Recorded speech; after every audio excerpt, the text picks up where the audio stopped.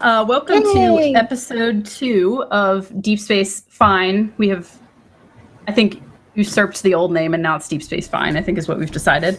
Deep Space Fine.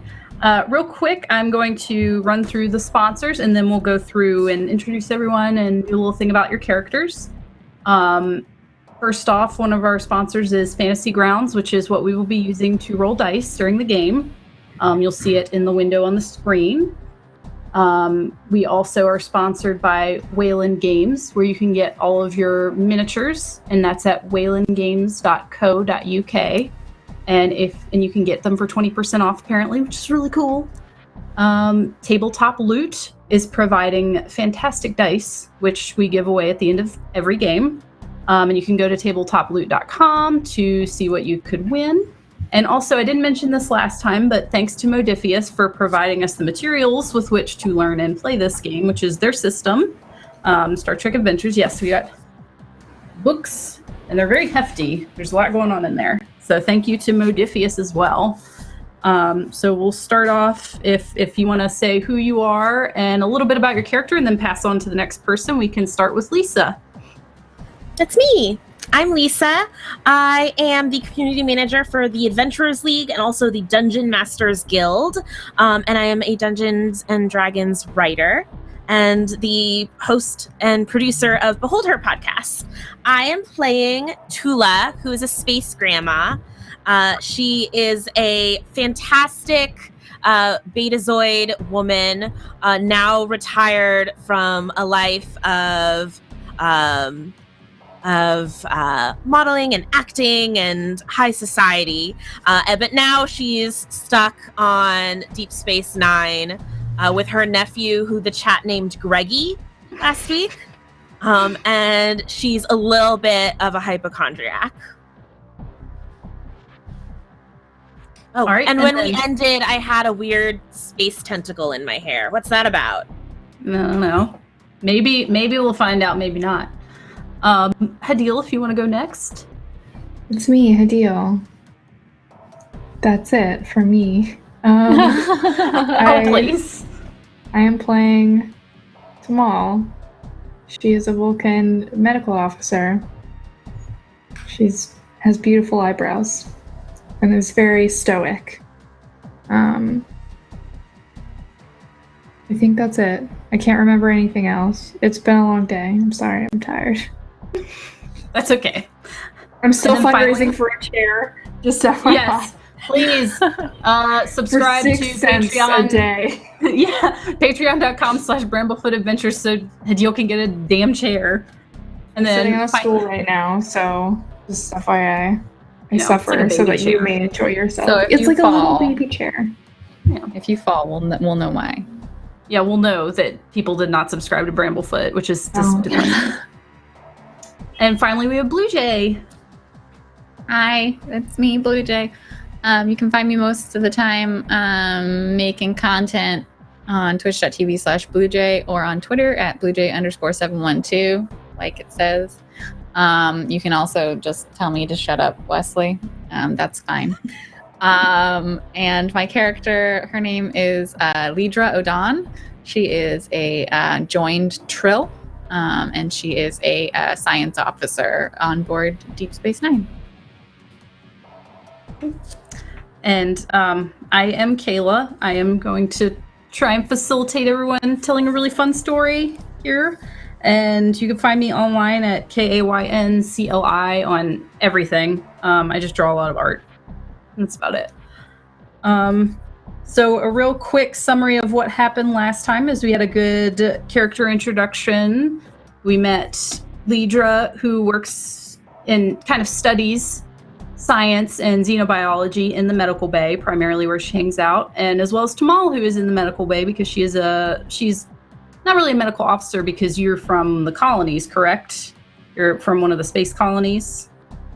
You're just kind of there as a residency, from what I recall. Yes, is that correct? Yes. Mm-hmm. So she is studying there as well, kind of an odd couple. And then we have Tula, who always thinks she's sick, so she's always in medical bay, so just hanging out. a strange fungal infestation kind of went through the station, and that was a whole ordeal, but seems to be under control. Right now, it's been a few days since all of that went down. It actually took Tamal's friend Perrin with it, and she is being held in stasis and studied and watched over by Bashir pretty closely. So far, nothing too crazy has happened. It's just been a couple days of trying to research and figure out what's going on. So since it has been a couple days, does everybody kind of want to say what they've been up to in those couple days after all that craziness? What's been on their minds, what they've been keeping busy with? I'm still studying the tissue samples that I have from Perrin, probably working with Miles on the, like, who was it that Bashir and Miles both helped with the anti-grav field, and just trying to, like, we think it's under control, but like just trying to see if we can save Perrin, because like this is obviously some cool alien fungus thing, and I'm into it. I'm all for it. Let's go. I've never seen it before in all of my symbiotes' lives, so that's cool and unique. Yes, and in the first episode, Lidra was able to scan it initially, but has since had trouble with it, so that's kind of frustrating, I'm sure. Tula, what have you been up to? So Tula, when we last left off, had been given Space Xanax, and she passed out, and her secret note had kind of been unraveled from her scarf and then put back. So she, when she woke up, read the note that said not to let the disease spread. So she has been coming back to the medical bay every day, insisting that she's feeling a little bit off, that she insists on being scanned again because she doesn't feel like the scans were conclusive, and asking everything she can about what you've learned about this disease so she can be prepared. Also, according to chat, she thinks she might have space rabies. But really what she's trying to do is gather as much information about the disease so that she can figure out how she might be able to stop it from being spread. Okay. And Tamal, what have you been up to? I've been collecting all of the crystals that Tula has been giving me and putting them in a box that says nonsense crystals. The box is getting very full. Even with my Vulcan super strength, it's quite heavy. I just keep putting them in there. I tried throwing them away, but they continue to find themselves back in my quarters. I'm not entirely sure how they get there, but they are there, so I just put them in the box. I am trying to find out if there are just like a certain amount of crystals, or like just an unending supply of these crystals. On today's visit to the medical bay, I feel like Tamal really feels the vibrations of rose quartz, since she liked those so much a few days ago. So I've got like this whole big heavy necklace of just giant rose quartz beads, and I like put them around your neck and kind of double loop it. You look beautiful. I do not believe these fall in line with our uniform regulations. It's always nice to add a little bit of flair. You really stand out. I am also very tall. That could be why I stand out. Tula thinks it's a hilarious I'm just going to leave them on at this point. I know logically if I take them off, she will just put them back on. So I'm like, this is your life now. Yeah, these will go into the nonsense crystal box later to be logged. Well, you log the crystals. That's good. The nonsense. Keep a ledger. Yes, like with different sizes. Like I'm trying to figure out if she just has like an unending supplies of rose quartz for some reason. No, you have a board up on the wall, and it's like that Charlie Day one where it's like a conspiracy theory with all the strings. Crystals. Where are they coming from? How does she get all of these if she's not replicating them? How does she put them back? Where do they go? As Tula, as you go in there and you speak with Tamal and you give her a beautiful new necklace, you hear one of the medical officers that is stationed there today just kind of give the most exasperated sigh that you've ever heard in your life. And he walks up to you and he says, Tula, I'm going to tell you what I told you yesterday. There is absolutely nothing in your hair. There's nothing wrong. I can scan you again, but there's nothing wrong. You've been here every day.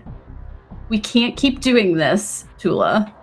Well, that's not entirely true. And I put my hand into my bun and I bring out a big geode of amethyst. It says, this was in my hair. So if you missed this, what else could you possibly be missing? Well, the fact that you carry rocks in your hair is a whole separate issue. We've talked to you about that. Peter. It's fine. I'll take it from here. Hi, Tola. You want another full body scan? Yes, you'd mentioned that tentacle, and I don't know. I feel like I can feel something up there, aside from the crystals, of course. Sure. I'd feel a lot better if I had a scan. And have you discovered anything else about the disease, the woman in stasis? Nothing you would understand. Here, you stand in the, and there's a little it looks like a transporter pad, but it's really just for full body scans. Just stand in there, and do you mind if I take some blood? And what I'm really doing is studying Betazoid DNA. But Tola just likes being scanned, so she's basically volunteering, right? Yeah, so she's like, blood, of course. I'm glad you're taking me seriously. Of course. And so she's it's just xenobiology, it's an alien, it's not a Trill, and the Betazoid and their telepathic abilities are very interesting, so I would like to look smugly at Peter as you draw my blood. Oh, Peter is looking back at you, and he hits his communicator and mumbles into it and looks smugly at you and crosses his arms as if he's waiting on something while the scan goes on. Oh no. So the scan completes, and if you step back out, Peter walks up to you and he says, I've called your grandnephew. He's going to come pick you up and take you back to your quarters. Tula's smug face and friendly demeanor immediately drop. And she's like, well, you didn't have to bring Greggy into this. Well, Officer Greggy is on his way right now, and he's going to take you home, and I expect to not see you tomorrow, okay? You're fine. Well, I will be in to see the results of my blood test. Of course. Peter looks over at Lidra and just shakes his head why are you entertaining these urges? He's so exasperated. And he goes back to his data pad. But shortly, Greggy enters, and Greggy is kind of middle-aged, on the lower end of that. Very clean cut. He has his hair slicked back. He is actually an engineer, and he kind of has some little stains or burns on his outfit as if he has had a very rough day. And he looks as if he has. His hair's a little disheveled, even though it's slicked back, and he walks up and he says, Auntie, why are you here? Oh, Greggy, your shirt. And I'll immediately start focusing on him and putting his hair back. And it's like, oh, let's not talk about me. How is your day? It was not good. It's not going great. I had to end my shift early to come get you. Oh, did you hear that, Peter? You interrupted a very important day. My nephew is very important, aren't you, Greggy? Peter just walks into the other room, and Greggy's like, no, stop. Come on. I have some of your things back in my quarters. Let's go deal with that.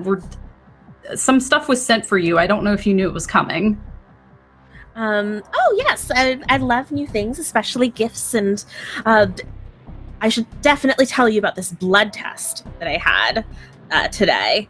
Very important. They're very worried I might have the tentacle fungus. You should probably stand a few feet away from me just to be safe. The what? Greggy looks over at Lidra to try and understand what's going on. Like, oh, it's fine. There's only one known case, and they're under strict confinement in the medical bay. You don't need to worry about anything. And my aunt found out about it. Is that what happened? She was here when the first patient came in. Oh no! And he's just like, "Oh, here we go." And she knows of a new illness. We're never going to hear the end of it. I popped my head in the door. I popped my head in the door a dozen times. Okay. If anything was wrong, I would have caught it. I popped my head and I just say, "Maggie, presents." Fine. And he walks back to his quarters. He takes you all the way down the hall through the elevator. What's it called? The elevator in the show. I can't even remember. Takes Space you to elevator. Space elevator. Thank you. The space elevator. Cannon. The turbo lift. Thank you. The turbo. Whenever I can't remember this. Whenever I can't remember anything now, I'm going to be like space blah. The bathroom. The space bathroom. You know.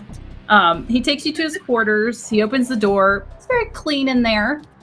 Sitting on his center table is a box, like just a regular container, and it's filled with these just really archaic items.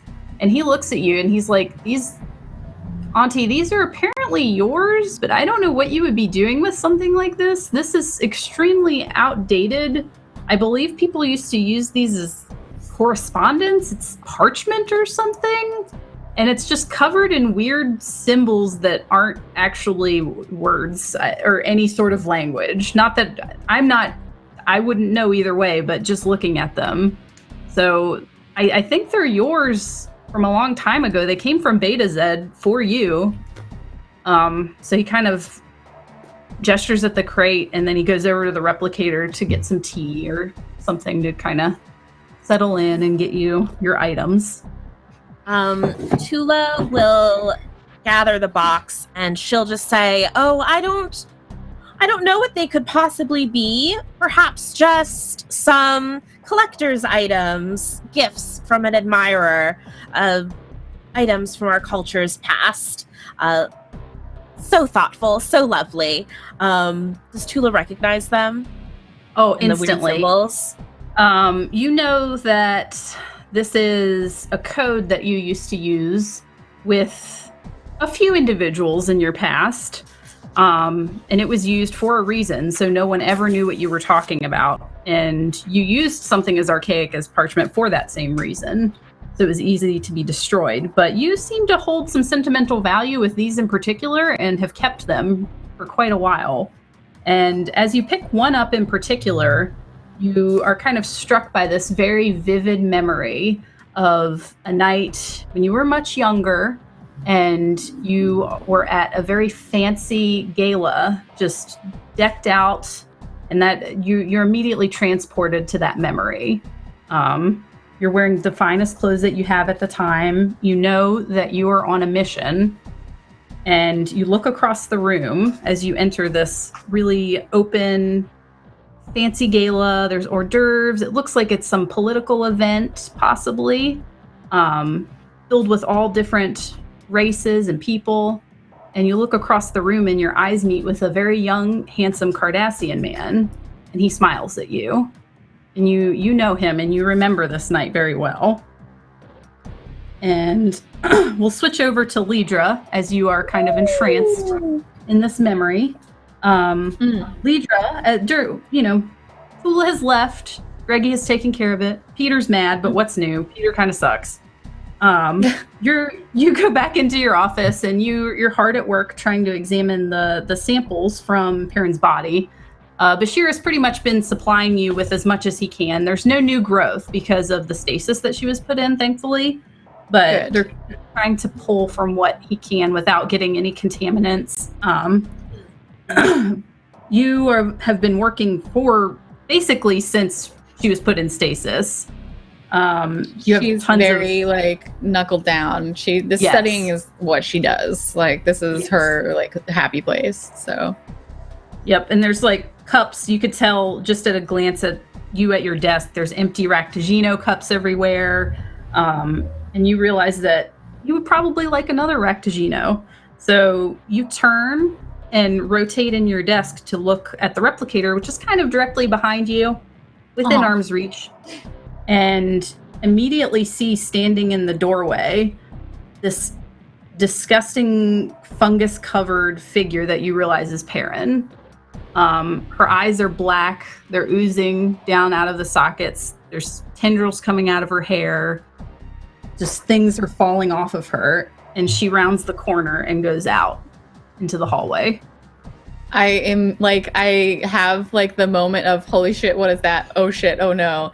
And then like I like immediately like comms like security to the medical bay infirmary.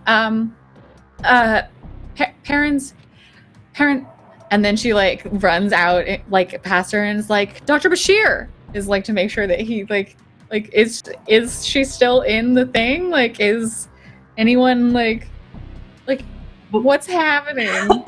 Well, your office was kind of offset from the medical bay. Yeah. Is that correct? So so it's like a different room, but in the same wing, basically. well, you saw her exit through the medical bay, and as you step through out of your office, no one's out there.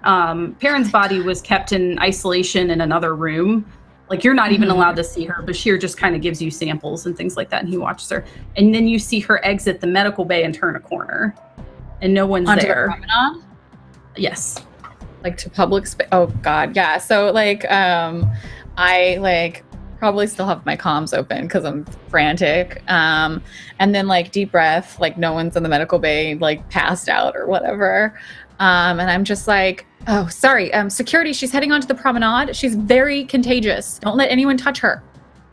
And you hear some noise coming out of your communicator, but you've never really heard this before, but it's just like a crackling noise.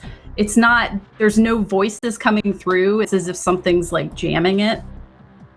Security! There's no, it's just like crackling, which I don't know if static exists in space static, you know? It's probably just like empty air, you know? Yeah. Yeah. No, it's definitely a weird noise. It's a weird, it's not voices, it's just this weird, awful noise.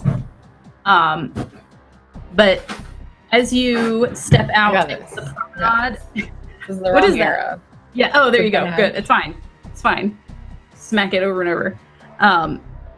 As you exit out in the promenade, you see her kind of point, and she's standing there looking straight at you with these just like awful black oozing sockets, and she's pointing at an open vent into the Jeffries tubes. She's pointing at it? Yeah, and she goes in it. Oh, real quick. Oh no! Oh god. Okay.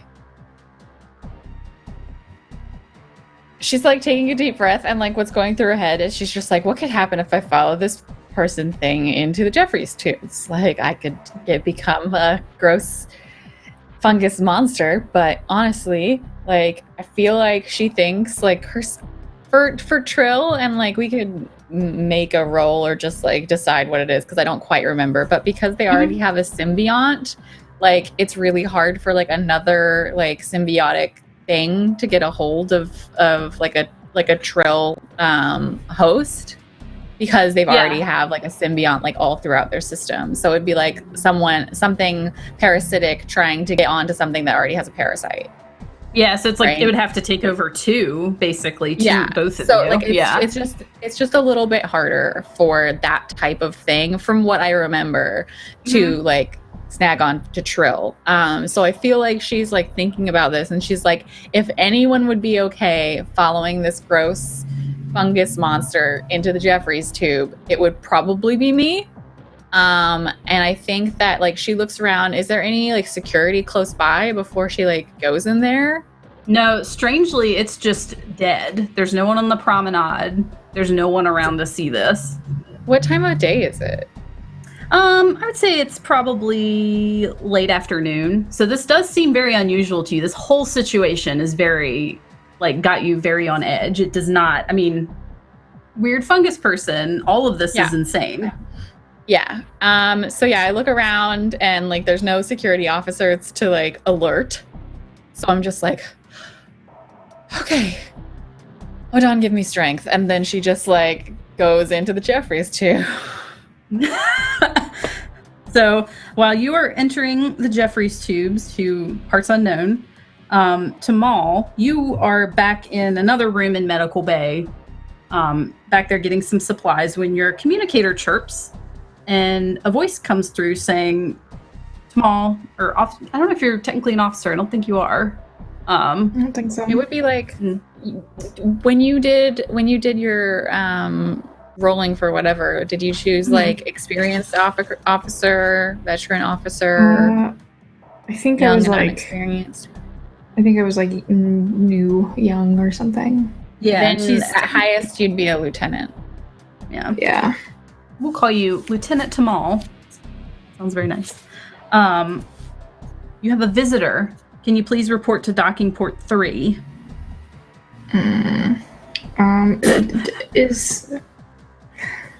Did I hear anything like over? Well, I guess they're calling for security, so never mind. Yes, I will go to docking bay 3. Okay. I do not have this on my calendar. Do not have any visits scheduled. So you take the space elevator to docking port 3. Yes. And as you enter, you see a very familiar face waiting there for you. It's a very tall, stoic Vulcan woman, and she's standing very, very prim and proper. She's got her hands kind of clasped behind her back in a cool way that I can't replicate because I'm not cool. And she's got very dark, long, straight hair, very straight, blunt bangs. She's got a little bit of shorter bits here, and her hair goes all the way down her back with the short bits, and you can see her little Vulcan ears poking out. So she's got the Hime cut, and she is just looking at you with the most judgmental gaze. And she just looks at you and says, Tamal, you know why I'm here. So is there an option for me to like just kick her back into the ship and like put a brick on like the gas? That's not an option I can roll for. Roll to kick. I mean, you could if you wanted to melee attack her immediately. Just like I'm not ready. Forgot what name did we come up for her? Oh, Anval. Anval, okay. I feel compelled to like not stand at attention, but my body language is a little more stiff than it usually is, which is already pretty stiff, but even more so now. And I will just give like a curt, just a little nod, like no expression. Inside, I'm shrieking, but on the outside, I'm cool and collected. I have a question. Are you Sure. still wearing the rose quartz necklace? Yes. Wait. Am I still? You know, I mean, this is all kind of going on simultaneously. So you had went back to a room. Lidra had that stuff happen, and then you got called. So I would think you're probably still wearing it, because where would you put it? Yes, I'm gonna say you're wearing it because Anval kind of, with her hands so clasped behind her. Hell? Yeah, she's standing very straight, and she just kind of walks slowly around you, just eyeing you up and down, and she's like, I see you're still failing expectations, as usual. Ugh. I feel like it is a safe assumption to... I'm assuming you mean the necklace. If you could call it that. It was a gift. It does. A necklace such as that is an illogical gift to accept. Well, But would it again, perhaps it would be even more illogical to decline the gift, would it not? depends on the situation. When it comes to you, It would I have would been think illogical to decline the gift. trust me on this. Anval kind of continues walking around you very predatorily. And again, she brings up, you know why I'm here. We need to deal with this. Are you sure there is not more time? No, I've been following you. I've been trying to find you so we can get this taken care of. You are right. We must take care of it. And she brings up again. She kind of looks to the side a bit, and she says, "Do you remember when we were younger? How things were back then?" Of course I do. I have an excellent memory. Even then, I didn't. You were never enough. You were never good enough for this. Be that as it may, decisions have been made for us, and we must take care of this. But I am not at liberty to take care of them at this moment. We are currently dealing with things. They're being dealt with.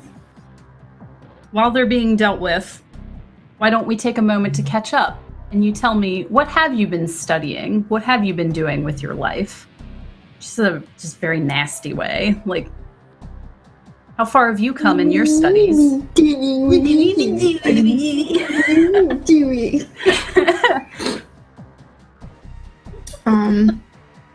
Okay, I will motion for her to follow me. I hope the necklace makes an annoying clangy jingly noise.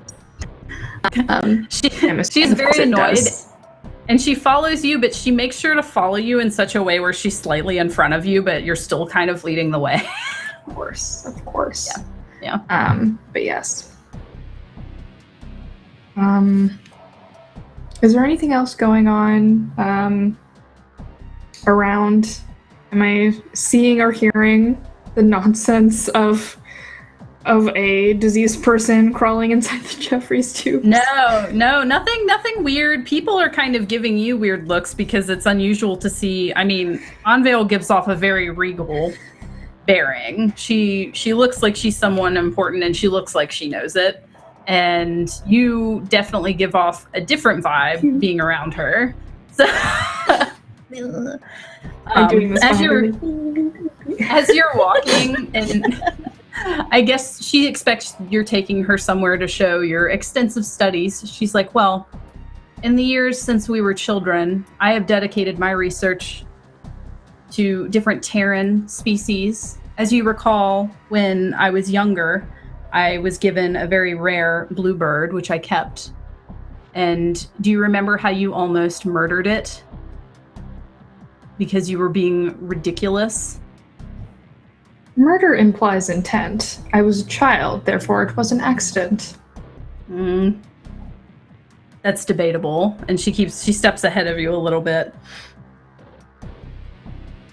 And she keeps walking. Did you almost kill me? How dare you, Hideo?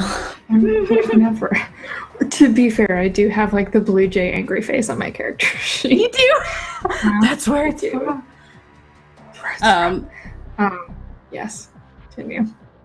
So are you leading her back to the medical bay to kind of show what you've been working on, or what are you thinking? Yeah, we will.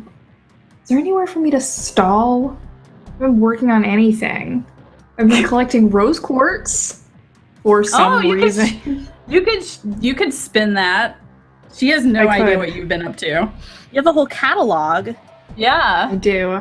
I feel like I would have to, like, I know it's not D&D. I'm like, do I need to roll deception for this? All right. I will show her my extensive log and collection of rose quartz. You know, like, so I think there is technically a deception where like, there's a check we can do for that where she would believe if this is true or if you knew anything about it. Because I know we talked about it with the Betazoids, but yeah. Well, I will show her to my collection. Okay. Well, she enters because this is in your quarters, right? I think so. Is it? I don't have like an office or anything. Oh, you can have an office wherever you're keeping all the Okay. crystals. Yes, we'll say that it's like shared, but I would not be keeping the. Yeah, because I feel like if I kept them in my bedroom, there would be no way for Tula to continue to leave them for me, and I feel like I would be very private. No, it would be very like private. Tula would be so honored if you took the crystals back to your private quarters. Yes. So you probably wouldn't. I would not. Yes, I will have like maybe there's like a lab that I keep them in, and there's like a specimen box that has like one of those like official labels that you have to like print out that just says nonsense crystal like on the front. But I show Anvil my extensive log and my theories of where all of these are coming from. They are not replicated, but I'm not entirely sure where they are coming from or why Tula keeps giving them to me. I have like several stacks of like old, like really old physical books on like crystal books, and I'm like, yes, humans used to believe like going through them, and I'm like, I have found nothing. Like that it's just nonsense. All of it is nonsense. None of it is impressive, that's for sure.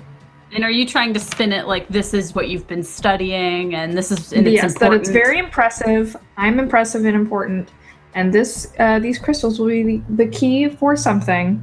I will be very vague about what they're for. I believe that we can probably do a command and Presence, insight. maybe? Okay, I was thinking, because insight would be her trying to judge it. Yeah, and then insight presence is more like I'm trying to judge her. Presence is more like I'm trying to like give a confident air. Yeah, so Okay. let's do a contested check. I will do it for her for Okay. the I'm other sure one, and you can do Fantasygrams. presence. It's just Slash exclamation die. mark. Oh, slash die. Slash die, and then 2d20. 2d20. That is not Where it. did it So go? let's It try was that again. invisible. I saw them get thrown, but Oh, mine Sure. stay invisible. You can't see mine. oh, that was you. Okay. It was me. Secrets. Secrets. No, it's for some reason not working. Hold on. So just slash die. And then 2d20. There we go. There you go. Right. So what's what your is your command and your presence? My command is 1. And your presence? 7. So neither I'm is a sorry for success. laughing at you. You would have had to get 8. You'd have to get 8 or lower. Anvil Sure would got have. 1 success. So Perfect. we will say she sees immediately through this. She She should. She should. Oh. She picks up one of the crystals and looks at it and is just like puts it I down. would just like snatch it and be like, please do not touch my specimen. I won't Okay, recover well, from this. This area of study seems highly illogical for you to have pursued, but if that is what you It's choose to do, illogical. it only furthers my case that we need to take care of this immediately. Well, And she said, if you cannot find a more suitable area for us to take care of this, we can do this here. we might knock over my research, so no, here is not good. It's not good here. And I will like lead her out and continue to stall. Yeah. I will continue to stall. So you lead her out, and she's just like getting very irritated at this point. But that's nothing new. She obviously has that air about her. Why is every character I play a disaster? Like even the Goddamn. Vulcan, just a disaster. But we go back to Tula, who is caught up in this memory of a time when sexy memory. Yeah, do you want to describe? This would have been when you're, several years younger, not much younger. Do you want to describe what you look like at this fancy gala, what your dress looks like, what your hair looks like? Describe Tula. younger Look like Tula. this. Mm. Tula is a lot more natural when she was younger. Instead of the hair that has all of like the crystal threads threaded into it that change colors and show people's emotions. She just has her black hair, but it's really long and silky in waves, and really set off her dark black Betazoid eyes. But she's probably wearing a gown, if this is a fancy event, that is somehow ridiculous because she was a model back in the day. So it's got like really cool geometric shapes and like a high collar and everything. Yeah, this is like a fancy black tie event. So you are dressed to the nines. You look like you are very comfortable here. Do you approach anyone? You see everybody kind of looks like they're important government officials. You're not at any certain planetary event. There's a mixture of different races and people all around you. And like I said, you made eye contact with that Cardassian across the room. Is that somebody who, at the time of the memory, I would have known, or is this a new? Oh yeah, you know him very well. Oh, okay. Then I will very, very slowly make my way across the room, but I basically make small talk with everybody along the way. Just like touch someone's shoulder, like yeah, like how lovely to see you again. It's been so long since I saw you on planet. And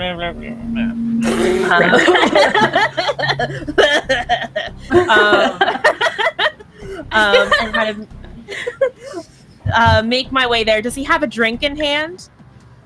He does now. Mysteriously, he knows how to produce them out of nowhere, and he hands one to you, and he says, "My dear Temperance, it's been so long."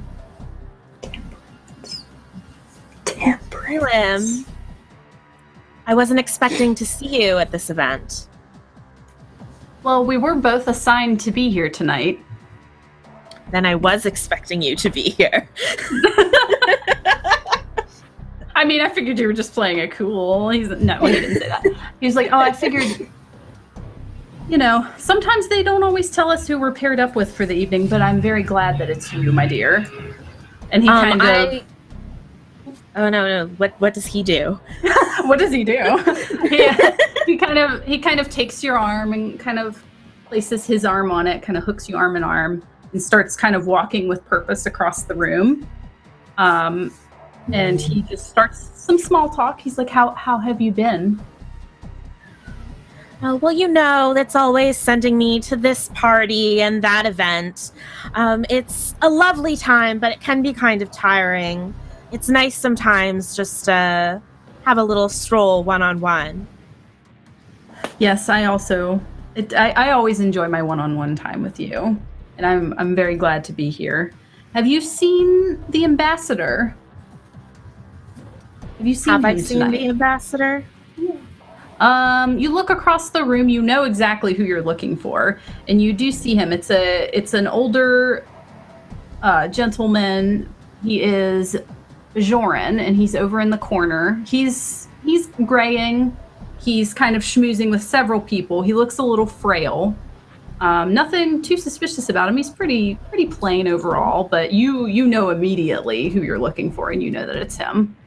I'll just kind of take a sip of the drink that Garrick or Elam handed me and kind of use my pinky to kind of point in that direction, just real subtle.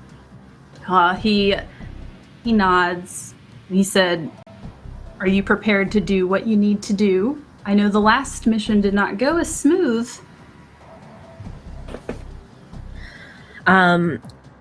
I say it with a smile so that if anybody is looking, it just seems like we're, having some fun party talk. But what comes out of my mouth is, I have no intention of disappointing the Order this time. Very well. And he leads you very hurriedly over to the ambassador. And we'll switch back to Lidra real quick. Am I dead? Am I dead? No, you are in the Jeffries tubes, and Karen's body you see her kind of crawling ahead of you, out of arm's reach, further down the tubes, and she keeps turning. So she makes a right, and you go down the tubes and you follow her, and she kind of leads you just through an endless maze. It feels like it's going on and on and on. And as you progress, you notice that there are growths in the tubes. There's just little bits of fungus. There's spores kind of floating around. And as you keep crawling, it gets worse and worse until you're just like crushing all these underneath you, and they're oozing and they're going through your clothes, and it just starts suffocating you. And eventually she leads you down a straight path to just complete darkness, and she disappears into that darkness. And it's just surrounded just by a rim of just different dark colored fungus. They're kind of glowing a little bit on the underside, so there's a little bit of light there, but whatever is past it is just complete blackness. I take out my wow, I'm blanking now. You couldn't remember turbo lift. I can't remember the Just say space whatever. It's fine. scanner. Space scanner. God damn it, no. Tricorder. So bad. Tricorder. Thank you. We're all so tired today. It's fine. We've got this. I take out my tricorder and like I'm continuously pressing on my my badge and like, hello security, anyone, Dr. Bashir, and like it's just, I'm assuming, not going through still. Yeah, it's just that awful, it's just like a and it's just boring into your brain, and your tricorder's making the same noise. And you notice when you like touch your badge, there's like a rim of fungus around it that seems to be just like jamming, and it's just growing out from around it. I see the like fungus growing on my own like thing, and I'm just like, oh and like immediately like it's like I don't remember how the I think that it's not the jumpsuit, it's like the like zipper, or maybe it's like the back zipper sweater. Oh yeah. Mm-hmm. I don't remember, but she like takes off that, and she's just wearing the like gray like tank top that's underneath it. She's just like, oh god, like that's disgusting, and I don't want it on my body. And then she's just like standing there in front of this darkness that she can't scan because her tricorder is malfunctioning. And like, is anything happening, or is it just like a wall of darkness? You get to, it's not a solid wall. It's just so dark, and wherever she went, you can't see anything. But you can hear from down. It seems like it's an open area, possibly like a storage room or something that she's led you to. But you can hear some really faint whispering. Okay. In there. Can I? Is there like a flashlight on my tricorder? Is that still working? No. No, of course not. Nothing technology is working at the moment. No space technology. Okay. She like goes to take a deep breath to like steel herself, and then remembers that there's a bunch of fungus spores in the air, and like stops the breath like halfway through, and is just like, and then continues. As you kind of move through it, it's quite a drop. It's an unexpected drop, but you're fine. Like you land, but you kind of stumble. And your eyes kind of adjust to the darkness a bit. It's just as if you went into a room where there's like no windows or anything, but you can kind of see back from behind you was lit because there were these glowing fungus in the Jeffries tube. And so it's kind of casting a little bit of light now that your eyes have adjusted. And you can see Karen is sitting in the middle of a ring of the mushrooms, and they're kind of spreading out and they're kind of tendriling out around her. And her mouth is moving very fast, and you can just hear like faint whispers coming out of it. You can't really tell from where you're at what she's saying. I think that I would like move forward as my eyes adjust, like, you know, get off my like squat that I landed in when I unexpectedly like stumbled down, like, oh shit, catch myself with a lower center of gravity. And then like she's still kind of like hunched because Perrin is sitting, and she doesn't want to be like really tall, like towering over her. And so she's like creeping forward as her eyes adjust, and she's like trying to listen, but then also she's just like, Perrin, You have to come back to the infirmary. We're trying to help you. And you can finally, she still continues whispering, but you can hear what she's saying, and she's just saying, study, study, study, study, study, study, study, study, study, over and over and over and over. And she's just saying it faster and faster and faster. That's what we're gonna do. If you'll just please come back. And she said, study, study, study, so we can become stronger. Study, keep studying. The one within you will make us stronger. And she just keeps whispering, study, study, study, study, study, study, study. Oh God. I don't want to touch her. I go back to my jacket that I dropped because it was gross. And I gingerly pick it up, even though it's got spores on it. And I come over to her and can I try and with the jacket on my arm, grab her arm and just come on, we're gonna go this way. Let's go back. She's not listening. When you touch her arm, she reaches out to grab your arm, and No. I want us to do a contested strength check if I remember how to do that, because I think I looked it up. Probably fitness and security, isn't it? I think so. So we'll just both do the same thing and see what we get. Good. I'm really glad I've got a 9. Can I use my 1 momentum die from before to get another die? Yeah, and that'll add immediately to threat, I believe. Is that correct? No, I had a momentum. I'm not adding to you had threat. it, so it's not an instant spend. Okay, From cool. last. Yeah. This is true. So I'm going to roll 3d20 and hope that any of them are lower than 9. 1! I got 1 success. She got 2 successes. And I'm scared. She just grabs your arm and squeezes it really tight and pulls you down, so your face is right next to hers, and she turns into your ear and keeps whispering, keep studying, it'll make us stronger, and just repeating it over and over and over. And then she pulls you further down onto the ground and pins you down there. And then we go back to Tamal, who is bullshitting with Unveil again. Unball. No, I want to go back. I want to go back to the other thing. I'm invested in that now. Well, Unball's Tamal, we need to do this. I'm inducing the Caliph fee. We need to either leave this place married or one of us dead. And it must happen right now. And because she's fed up, and she drops into a fighting stance and proceeds to attempt to fight you to the death. Okay, I guess we're gonna fight.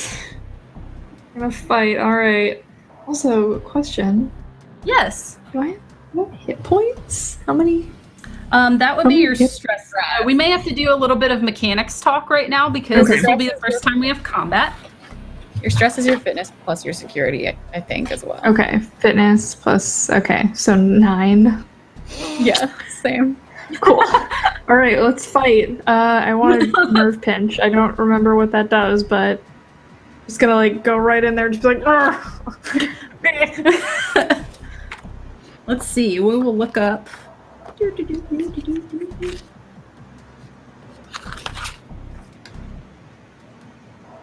Yes, if anybody from Modiphius is watching, Hadil still needs a book and is using a PDF and can't open it right now. Okay, so the nerve pinch is a melee weapon. Yes.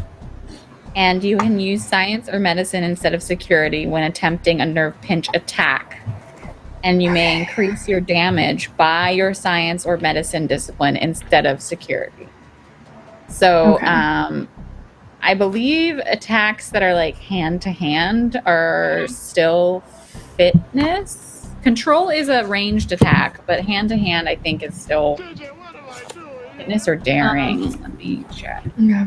And I do believe that I can spend 1 threat to make sure that Anvil goes first, which is what I would like to do.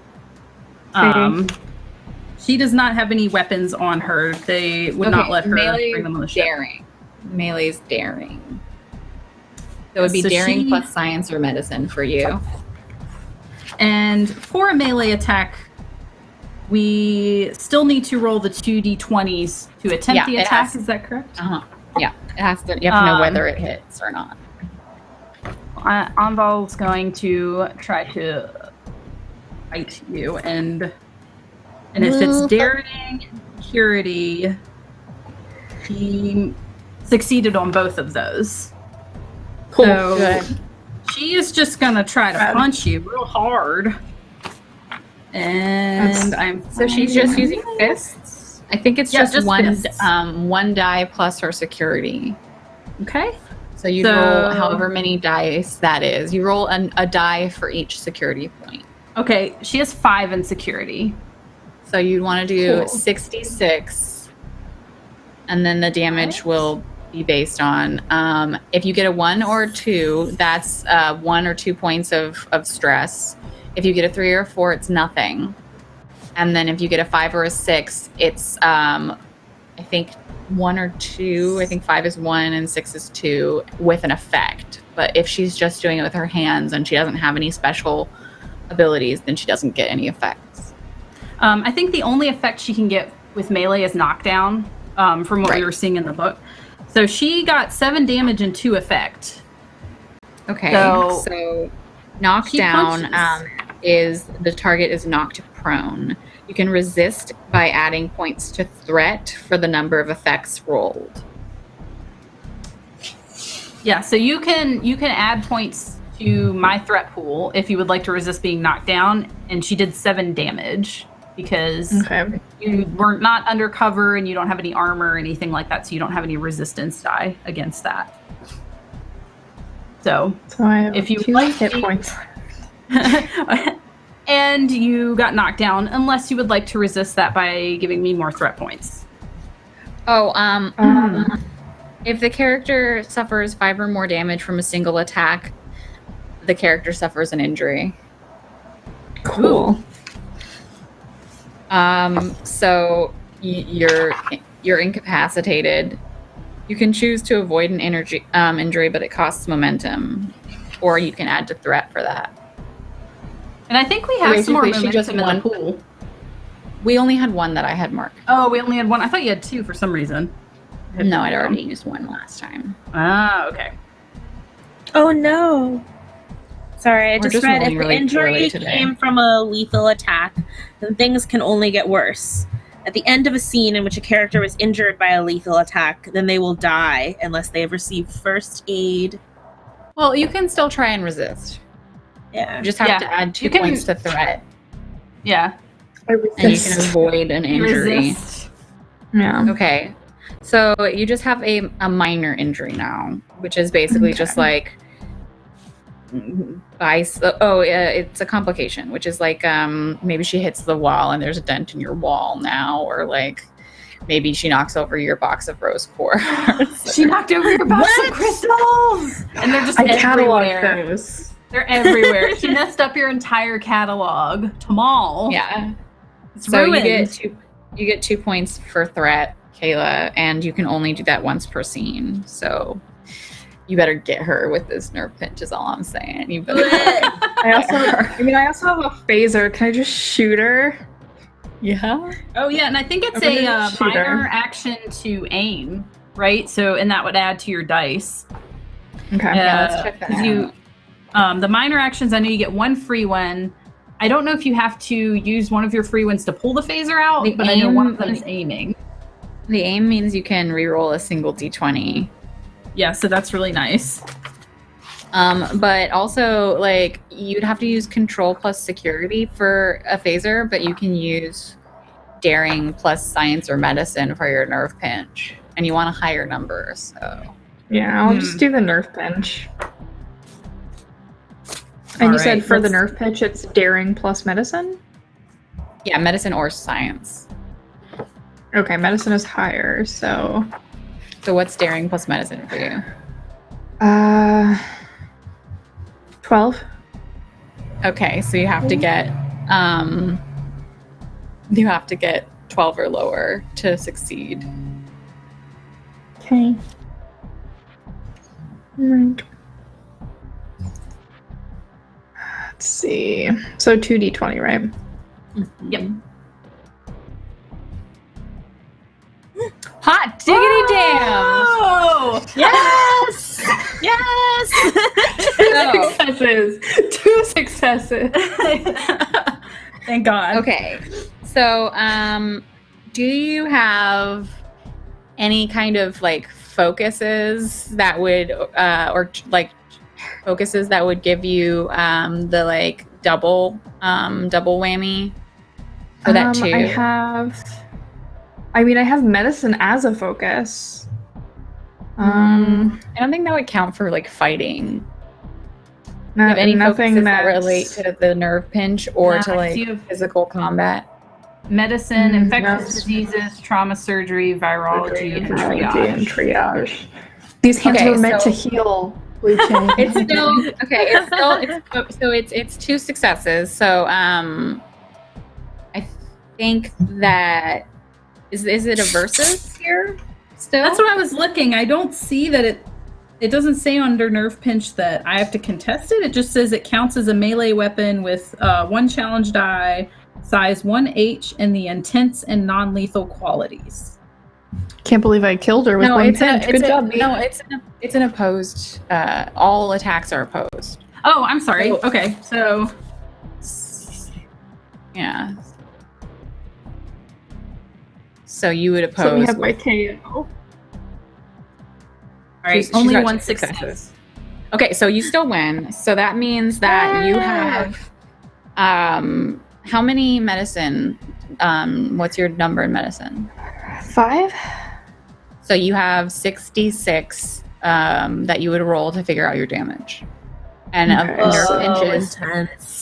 a nerve pinch is always non-lethal. Always. Oh, well, that's. Oh.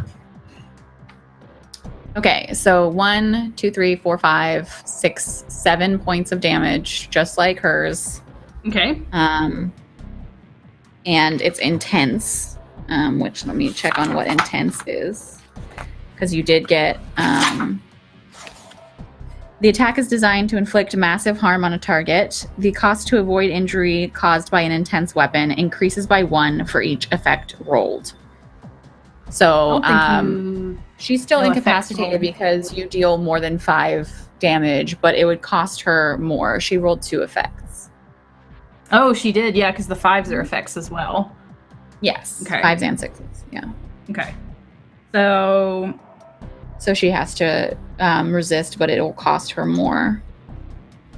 You'd take from the threat pool to resist for her. She wants to resist. So would it be 2 to take from the threat pool since it costs more? No, it was 2 in the first place. So now it's 4 because she got 2 effects. Okay. So she That's resists. what the nerve pinch is. Okay. So you're both like, no. Oh. And I guess you're both And she just would like have the very complication hurting. too. So you are throwing each other around the office violently. And we will switch scenes again. Oh, And- no. Go back. Wow. It's like a good movie. Yeah. No, go back. I want to kick her ass. No, I want her to die.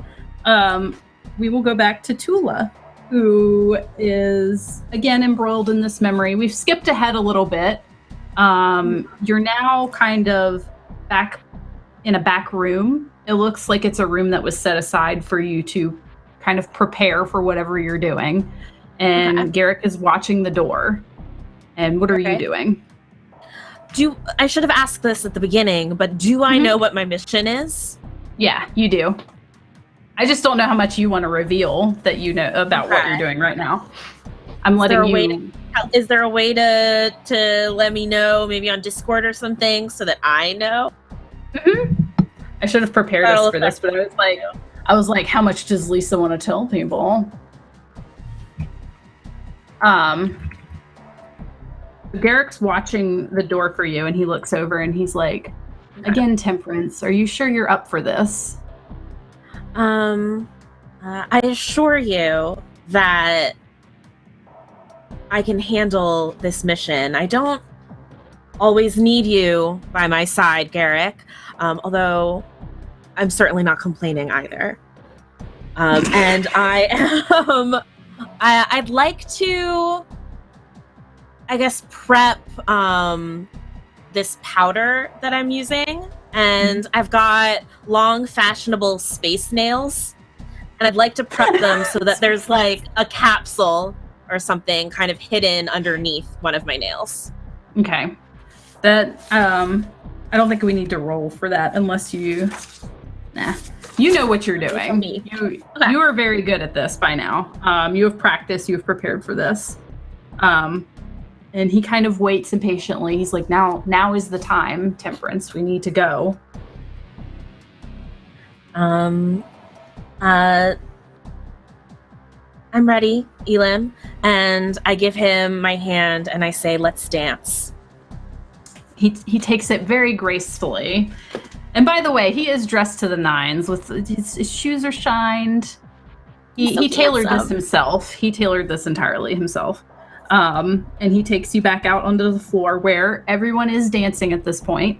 And you enter the ballroom, dancing away and moving with purpose towards the same ambassador that you saw earlier. I'd like it to be like a really sexy dance, like we're doing a cha-cha or something. It's wipe that face off, Hadil. This is my memory. The sexy cha-cha. Yeah. Roll to fall in love. Roll to cha-cha. Roll to cha-cha. Do I have to roll to cha-cha? No, you don't have to roll the cha-cha. All right, I'd like to move with a purpose towards the Bajoran ambassador. And what I'd like to do is for us to just spiral past where he is really fast. And I'm just going to kind of tap on my nail to drop the capsule into his drink. Okay. Let us do a roll for that. I think it should probably be which one did we just have Hadil do for bluffing? I think that would be a good one. Presence and plus command. Yes. My presence plus command are 17. And it's just a difficulty of 1 because he's very caught up in what he's doing. He's not even looking at his drink. 2d20. So I got 2 successes. Okay, you super succeeded. So one of those goes into the momentum pool since you got an extra success. Cool. Would this count as espionage? That is a focus of mine, and I do believe this is espionage. So we get 2. So that would mean the 2 is a extras. double success. Yes. Yeah. Oh wait, Yay. yeah, just the 2. Because what's your command? My command is 5. Yeah, so just the 2 is a double success. Okay. So that's nice. You get 2 to the momentum pool then, since you had 3 successes. Yay! So you drop that in. He is none the wiser and keeps drinking his drink and enjoying his evening, and you have succeeded at what you were trying to do. And Garrick's you hadn't noticed until now, but he was very tense as he could possibly be, and he visibly just like relaxes, and then he's like, well, now let's enjoy the rest of the evening while we can, my dear. And he keeps dancing with you. And I'll wink and say, for the mission. Of course. And we go back to Lidra, who is pinned down by the fungal. Yeah, currently being. dying. It's fine. Don't worry about it. It's fine. It's fine. It's fine. Just dying. I'll roll up a new character. Don't worry about me. And I know what she wants to do right now, but rather than... I'm just going to roll to see if I succeed at it rather than get too far into the mechanics. Okay. But she grabs your head. Mm-hmm. And she's attempting to slam it into the ground. So I can And resist. You can resist if you would like. I would like to resist. Okay. So that's just a melee. Yeah, that would be daring and security. Yes.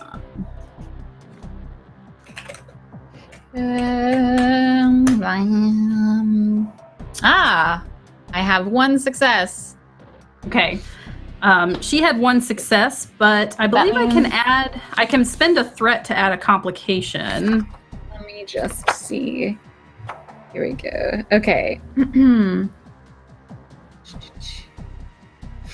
I think that the defender tie goes to the defender, so you would have to add whatever to get that complication. Let me just check. Blah blah blah blah blah blah. Please don't smash my head into the ground. If there is a complication. No. Yeah, it's I do see opposed task. Both characters succeed. Compare the total momentum generated on each character's task. The character with the higher momentum wins and achieves their goal, but loses 1 momentum for each momentum their opponent scored. I don't think that either of us have momentum. We just both got a 1. Yeah. So we'll just say nothing happened. I just she's trying to push my head into the ground, and I'm trying to like force my head to not be on the ground. Yes, basically. So she's fighting. So we're just like struggling. Yes. And she kind of like is on top of you at this point, and her head is above yours, and there's just like gunk oozing out of her face onto your face, like coming out of her eye sockets and falling onto your cheeks. And she puts her face really close to yours, and you can see like through the dark gunk that is her eye sockets, you can see 2 little white pinpricks of light just very at the center of them. And she whispers really close to your ear, and she says, "Little bluebird." And then we go back to Tamal, who is on the ground fighting. Tamal, what do you do? No. Can I Anval pick up is one of like, the... oh, she's struggling to get up because there's crystals all over the ground.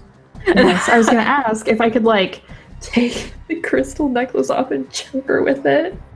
Please. Yes. You have added. I would say you've added a complication to the environment by spreading crystals on the ground, because she's like, it's rough terrain now. It's very difficult to get around. It was a lot of crystals. Yeah, who knows what It was a lot. It's been 2 weeks? It is a lot of crystal. Yeah, and so some of them are really tiny, so it's like you step on it and it's like, and you could slip. Yeah, and you're like it's just flying a mess. around. Yeah, it's a mess. Stepping on a coffee bean and like on a kitchen, you're like, woo. Happened to me. You're welcome. Yeah. But yeah, I'd like to like take the necklace off and like wrap it around her neck and just like, what would I roll for that? So I think it's That's just also another strict one. Yeah, that's daring and security versus for an attack. The damage will be different is all. Okay. I think for daring I have 7 and security I don't have anything. So just You be should 7 have then? something for security. Security should be 1. It starts at 1. They all start at 1. Yes. It's from last time I for whatever reason I have to like save a new copy of this every time, so I think I have an old one. But yeah, so it should be 8 then. Okay. So roll your 2d20. You can add another d20 if you want to spend a momentum, which we have 2. Okay. I would like to spend a momentum. So you have 3d20. Maybe 20, and they need to get under 8 then, right? Oh, yes, yes. Okay. All right. You can do it. Thoughts and prayers. You got 2 successes. Yeah, because 8 counts as well. She only had 1 success. Okay, well, let's take a look at your weapon. So this isn't an unarmed strike, but it isn't like any kind of rifle. I think it's like a bludgeon. Yeah. It's like the It's most like a strangle. Yeah, but like everything else is like a sword. So I feel like it's like 2 die plus your security, which is 1, so 3d6 with knockdown. Okay. Let's see. Imagine her. Kill her. Okay, so that's 3 damage with 1 effect, which is the knockdown, which she would have to resist. Which it's not enough damage for her to need to take an injury, so that's good. At least the knockdown, they're knocked prone. They can resist by adding a number of points to threat equal to the number of effects rolled, or you would take a number of points up from threat equal to the number of effects. It's only 1, so it would take, if she doesn't want to be knocked to the ground by being choked out, she would need to take 1 point from threat. Okay. And she takes 3 damage to her stress.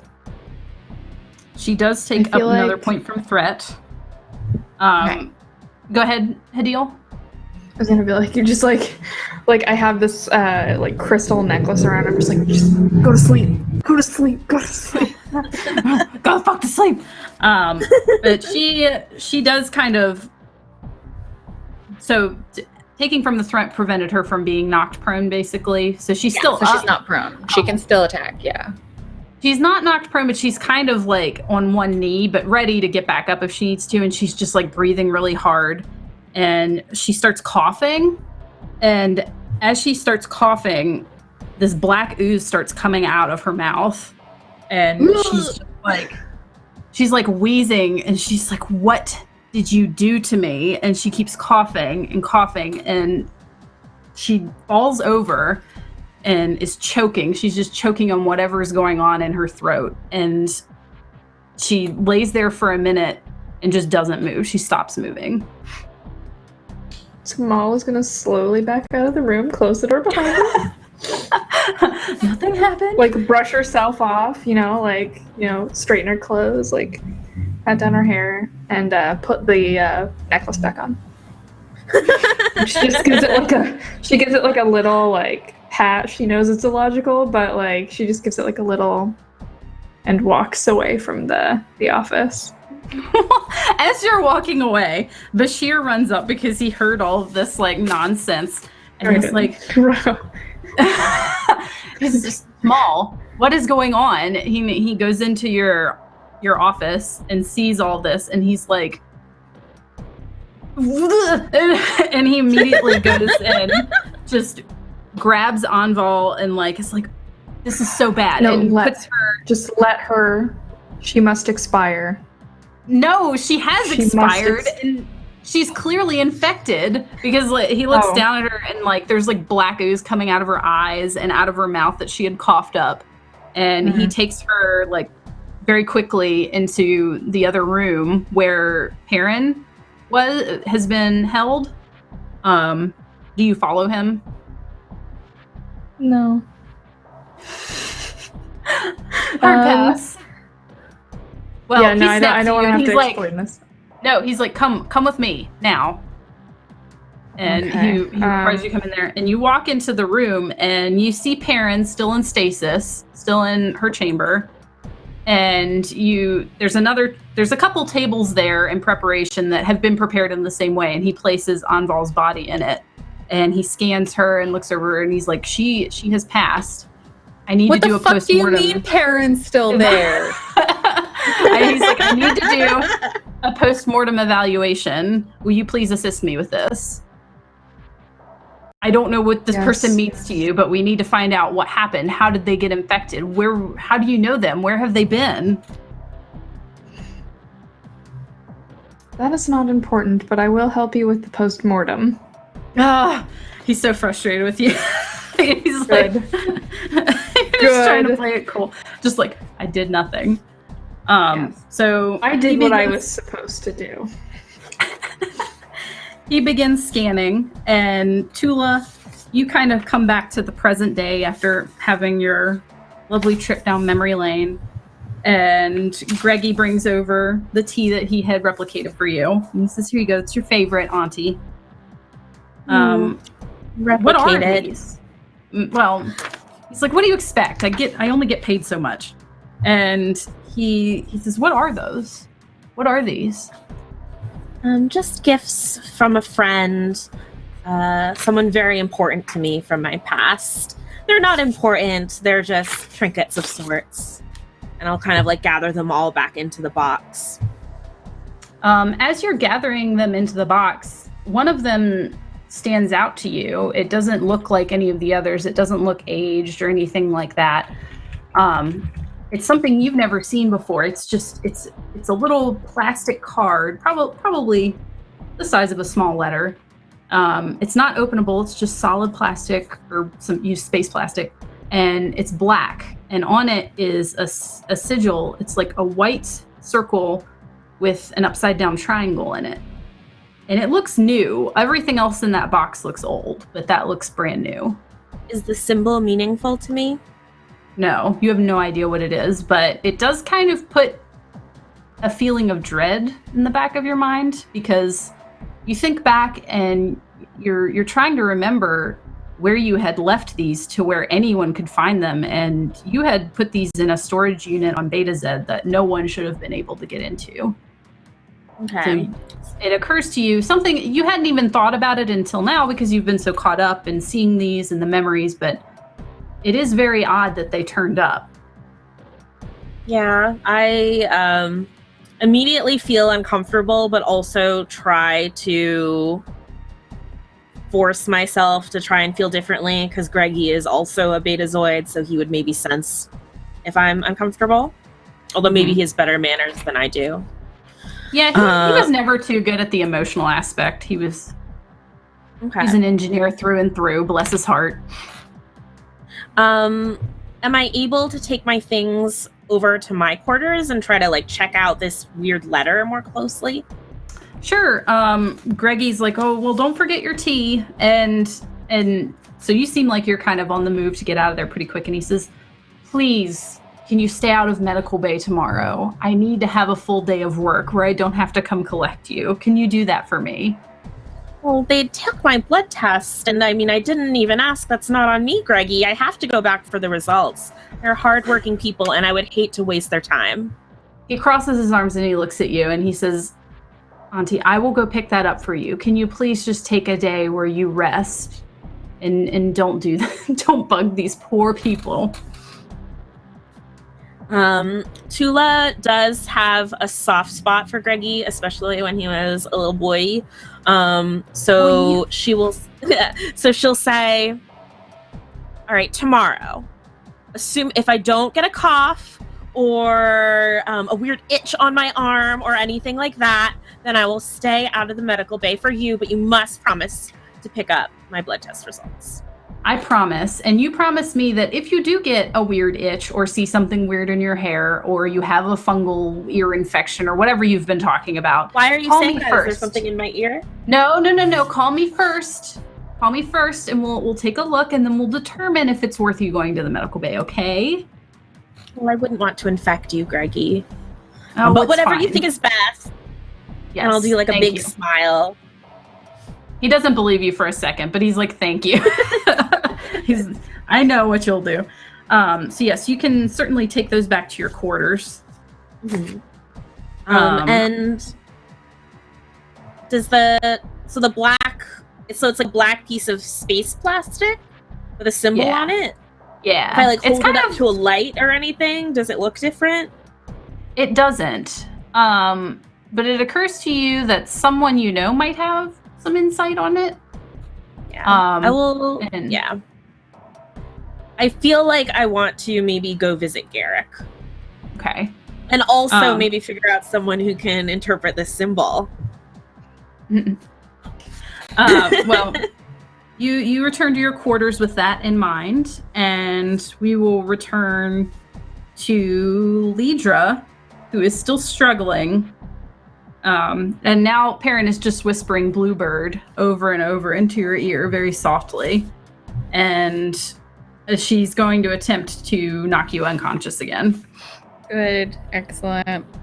Do it. Do it. Bring it. Fucking fight me. Oh, okay. Okay. So, shh. I'm rolling, and then you can tell me how fucked I am, all right? Godspeed. All right, well, my daring plus security is 10, so I have 1 success.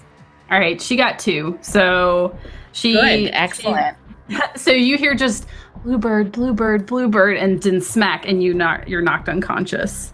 And No. as you don't know how long you were unconscious, but you wake up to the sound of your communicator going off on your jacket, which is a little further away because you you went and got it again, didn't you? You went and grabbed it. I grabbed her with my jacket on my hand. Mm-hmm, mm-hmm. So you hear it going off, and it wakes you up. And it's just Bashir calling to you, like, emergency and medical. Emergency, where are you? We need you here immediately. Is it still all covered in gross fungus? No, you're just in an empty storage room. There's nothing. It's completely empty. Like, there's nothing wrong. It's just an empty storage room. You could just go through the door. It's not locked. There's nothing in there. I, like, get up, and I'm, like, holding my head. Like, did I actually, like, hit my head? Is it, like, tender? Yeah, your head hurts. And your arm hurts from where you were grabbed really hard. Okay. And so I, like, crawl over and, like, grab my jacket, and it's not covered in fungus? Nope. It's completely clean. Okay. And I slide it on, and I press the badge. I'm just like, sorry, I'm right. I'll be right there. O'Donnell. Hurry. Okay. He's like, hurry, quickly.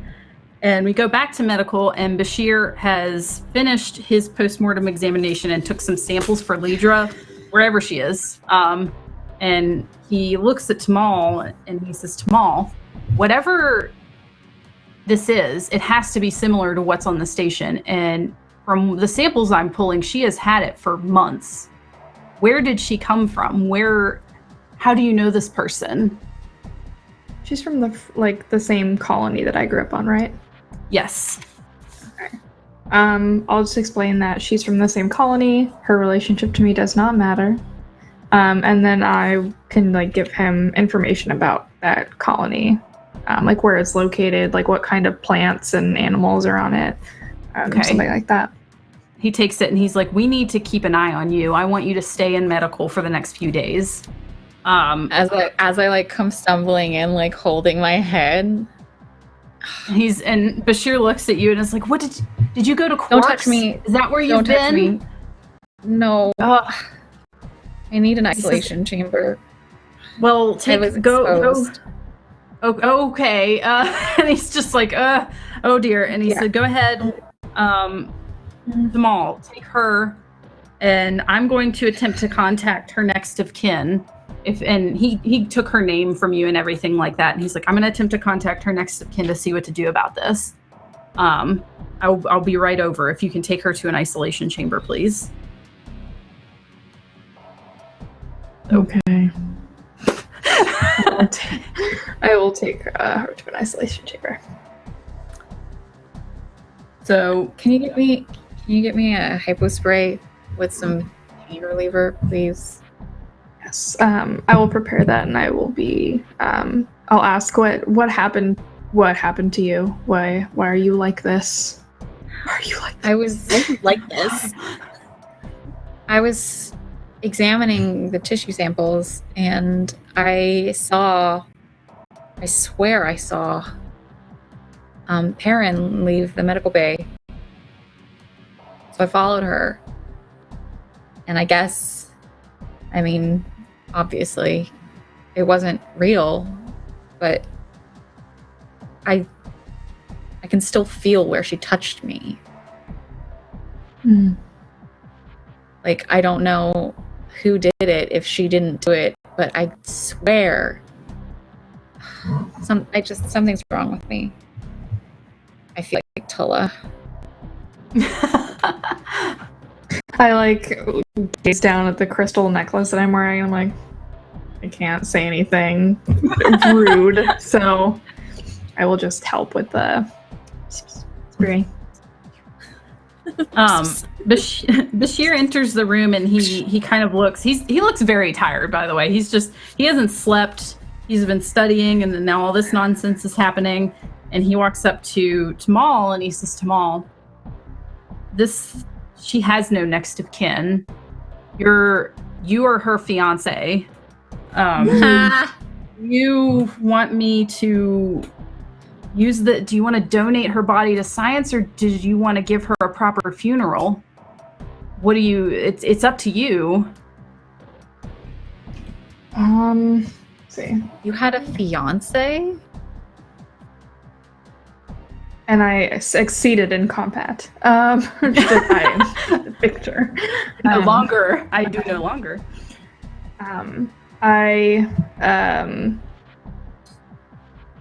What do I want to say? I have no emotional attachments as I have been victorious in combat to get out of this mutually disliked arrangement. So if study of the remains would further our understanding of this illness, that is the most logical course of action. Okay, if that's... Wait, victorious in combat? Did you? Yeah, it's like with Vulcans, it's like fuck or die or marry or die. That's it. That's all you got. Yeah. I will never understand Vulcans, not as long as I live. Bashir's in the same boat. He's like, I don't. Okay, if you're fine with that. He returns to the room and proceeds to study Enval's corpse. And that's where we will end for tonight. Oh no! So, yay! I covered everything I wanted to. Yay! I didn't die yet. You didn't die! No one died! Well, someone died, but that's fine. No one important died. No one important died. Yeah. Just a dumb fiance. Man. Yeah. And an ambassador. An ambassador in the past. For it. That happened. No, that for was it. a long time ago. That was a long time ago. That's happened a long time. I know. Fine. Thanks everybody for playing, and thanks for watching. So that was episode 2. We got many more scary things to come. So if we want to go around and again say where everybody is found online and what else they do, what other fun things, we can start with Blue Jay this time. Sure. I'm Blue Jay. I do lots of RPGs and also computer RPGs online. You can find the computer ones on my channel at twitch.tv/BlueJay. I will announce everything on my Twitter at twitter.com/BlueJay_712. And if you want to catch up on all the RPG stuff, including another show on Encounter RPG tomorrow, all of that is linked on my website at bluejay.tv/portfolio. Nice. And Hadil. Hey, it's me, Hadil. You can also find me online at TwittySuch, TwittySuch on everything. I'm most active on Instagram and Twitter. On Thursdays, I play on D&D stream called Trapped in the Birdcage, which is twitch.tv/D&D. We are not having a game tomorrow, I don't think. I'll be going to the Adventure Zone here in Seattle. If you see me, say hello. And then on Sundays, we do Hell's Bells, also twitch.tv/D&D, and then we do this game. And then me and Kayla have Bramblefoot Adventures, and I'm currently redoing my website because I should probably have a nice website like Blue Jay. The end. And Lisa. I'm Lisa Chen. You can find me on Twitter at MercifulDM. I'm a D&D writer, and I produce and host a podcast about women in tabletop role-playing games called Behold Her Podcast. You might also know me as the community manager for the Adventurers League, which is D&D's official play campaign, or the community manager for the Dungeon Masters Guild, which is a platform that lets you write for D&D using their IP, which is awesome. I had so much fun. Kayla, this was a really fun episode. I tried a new way of prepping it, and it was a lot of fun. I think it worked out really well. So I'm glad everybody liked it. I want to have different scary things. I really want to mess with. It was really spoopy. Yeah, it's perfect. So I was like, I know Lidra. Yeah, because I was like, Lidra's gonna really study, and I'm gonna be able to be like, this stuff's happening. You want to know what's up? And she's gonna be like, yes. So it was perfect. Yes, I can't help but follow this creepy fungus person. You know I me. need it. But yeah, I I'm Kayla, and my thing is fungus. So, I'm carrying that consistently throughout my career now. You can find me everywhere as KAYNCLI. I do Hell's Bells. I do Bramblefoot. I'm working on a couple Strix comics, which one will be done here very soon and available. And I just draw all the time, and I really like Star Trek, and I'm having a lot of fun with my friends, and thanks for watching. And I appreciate you all very much. Yay. Yay!